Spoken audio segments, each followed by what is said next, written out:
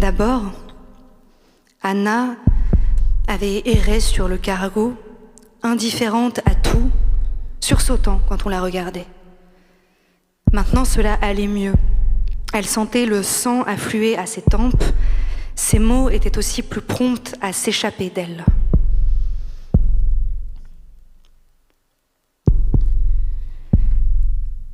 La première histoire que le second avait lue à Anna à son réveil était celle de Peter Pan. Il lui avait montré les dessins dans le vieux livre. Le garçon perd son ombre, la petite fille bascule dans l'autre monde. Wendy, les Indiens, les pirates, un galion, des criques où nagent des sirènes, de la poussière de fées pour s'envoler.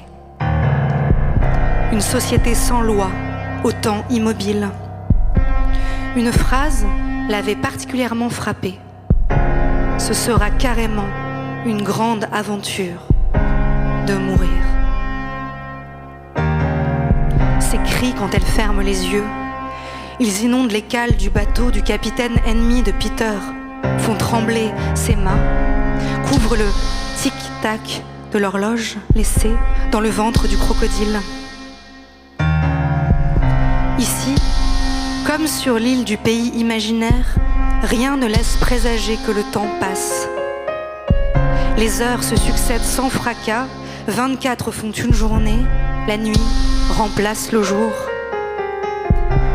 Dans un état de vigilance permanent, elle attend que quelque chose survienne. Elle s'aperçoit que les marins la fixent très souvent. Elle comprend qu'ils cherchent l'autre. Alors, elle les laisse faire, ne se détourne plus, soutient les regards. Elle les écoute parler de lui, de son pays loin là-bas au nord, le Groenland, leur demande « Aurait-on pu soupçonner ?» Et tous disent que non, enfin peut-être un peu depuis qu'ils avaient quitté Savannah. Cela est possible, mais comment savoir? Le soir, une chanson de temps à autre dans sa langue maternelle. Il avait sans doute un air bizarre, une originalité. Il écrivait des poèmes, mais ça ne voulait rien dire. Et puis, c'était quelqu'un de travailleur, une présence chaleureuse, même si parfois l'air triste. Des yeux, soudain, remplis de larmes qui ne coulaient jamais. Alors oui, un homme sensible et en même temps si jeune, à peine 20 ans. Et malgré son émotivité apparente, jamais d'étalage, très amical. Il était devenu proche de l'écrivain américain qui avait embarqué avec eux.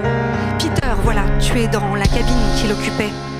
Il n'ose pas fouiller son tiroir, lire ses lettres, aller plus avant dans l'enquête. Même si ce n'est pas une enquête à proprement parler, il n'y a pas de criminel dans cette histoire, mais tout de même un mystère. Ils veulent respecter sa mémoire.